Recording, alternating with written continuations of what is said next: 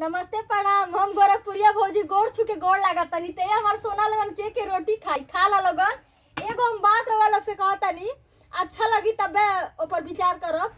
आजकल के जमाना में अब पहले के जमाना में बहुत अंतर हो गइल बा। पहले के जमाना में अमीर लोग गरीब लोग के नचावत रहने, बात सही है ना।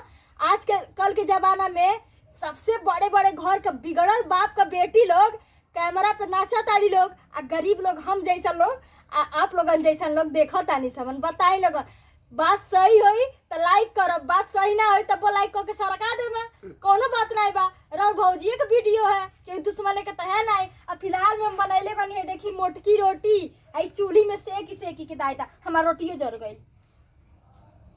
हाय देखी रोटी बनैले बानी और रउआ लोग खरती ना। अब्बा चटनी पीसब, लहसुन मरचा निमक के अब खूब देवर भौजाई मिल के खाई जाई बाबू लोगन। ठीक बा तो गुड नाइट। अब परोस के लेके आवत है। नमस्कार।